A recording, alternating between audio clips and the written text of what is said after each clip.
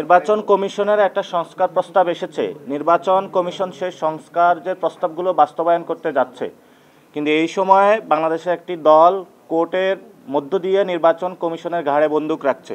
তারা গুন্ডাতন্ত্র করছে সেখানে, অর্থাৎ ছোট ছোট যে দলগুলো রয়েছে সেই দলগুলোকে কয়েকটা সিটের লোভ দেখিয়ে বাংলাদেশের রাজনৈতিক যে বহুদলীয় গণতন্ত্র সেটাকে তারা হত্যা করার উদ্যোগ নিচ্ছে। আমরা সেই বিষয়ে স্পষ্ট জানিয়েছি, বাংলাদেশের সংস্কার কার্যক্রম যখন তারা পলিটিক্যালি ব্যর্থ হয়েছে রাজনৈতিকভাবে, এখন তারা কোর্ট আঙ্গনের আশ্রয় নিয়ে, সুপ্রিম কোর্টের আশ্রয় নিয়ে সংস্কার প্রক্রিয়াটা বাধাগ্রস্ত করার প্রচেষ্টা চালাচ্ছে। এটা আমরা একটা বিগ কনসার্ন এসেছে। সেখানে আমরা আমাদের যারা লয়ার্স কাউন্সিল সুপ্রিম কোর্টে তারা গতকাল মুভ করেছিল এবং সেই বিষয়ে তারা সেখানে কথা বলেছে এবং তারা সেখানে উপস্থাপন করেছে যে কী প্রক্রিয়া এই কাজটা করা হচ্ছে। আমরা আজকে প্রধান নির্বাচন কমিশনারকে বলেছি যে কোর্ট পাড়া গুন্ডাতন্ত্র চলছে এবং সেখানে কোর্টের ঘাড়ে বন্দুক রেখে নির্বাচন কমিশনকে একটি বাধ্য করার ষড়যন্ত্র চলছে, যে ছোট ছোট যে পার্টিগুলো রয়েছে সেগুলোকে পকেটস্থ করা, বহুদলীয় যে গণতন্ত্র রয়েছে সেটাকে হত্যা করার।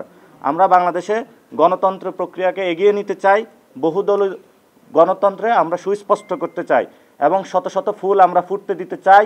আমরা একটি ফুলকে চাই না, শত ফুল নিয়ে আমরা বসবাস করতে চাই সমাজে। স্বাস্থ্যকর অল টাইম ফ্যামিলি কেক, সব সময় অল টাইম হেলদি লাইফ। এটা নিয়ে আজকে আমাদের বিস্তর কথাবার্তা হয়েছে। আরেকটি হলো যে গণভোটের মানুষ ওই যে যখন এটা পড়াকালীন সময়টা একটু বেশি যাচ্ছে এবং মক টেস্টে যেটা আমাদের এক্সপিরিয়েন্স এসেছে, যারা শিক্ষিত মানুষ তারা কিন্তু 4টা প্রশ্নই পড়তেছে এবং শেষে হা বা না তারা উত্তরে যাচ্ছে।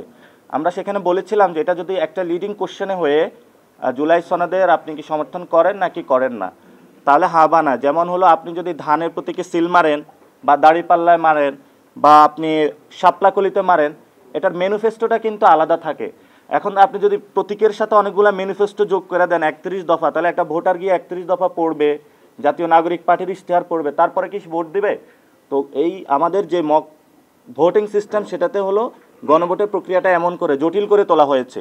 এই জন্য হলো পুরো বাংলাদেশে তারা চিন্তাও করছে যে টাইমিংটা 1 আওয়ার এক্সপ্যান্ড করার জন্য।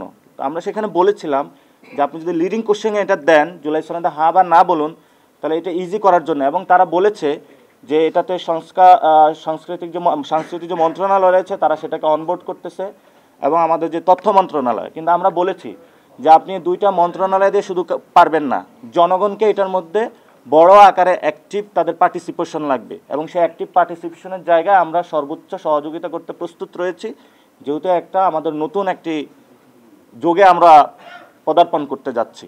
এবং আমাদের তফসিল নিয়েও কথাবার্তা হয়েছে। তফসিলে আমরা বলেছিলাম যে রাজনৈতিক স্থিতিশীলতা যদি আপনি জায়গা যখন আসবে তখন যদি তফসিলটা দেওয়া হয় তখন কাজটা অনেক ইজি হবে। তাহলে আপনি একবার তফসিল দিলেন, আমাদের যে গণতন্ত্রের যে আপোষের নেত্রী উনি খালেদা জিয়া, উনি হলো অসুস্থ রয়েছেন। সো ফলত আমাদের এখানে বাংলাদেশের পলিটিক্যাল যে এরিনা রয়েছে সেটা হলো একটা সংকটময় পরিস্থিতি রয়েছে। আমরা বলতেছি সংকটগুলো উত্তরণ করে একটা সুন্দরভাবে তফসিল দিয়ে সবাইকে অনবোর্ড করে ভোটিং প্রসেসে যাওয়ার জন্য। জি, না, আমরা কেন তফসিল পিছাতে চাইব?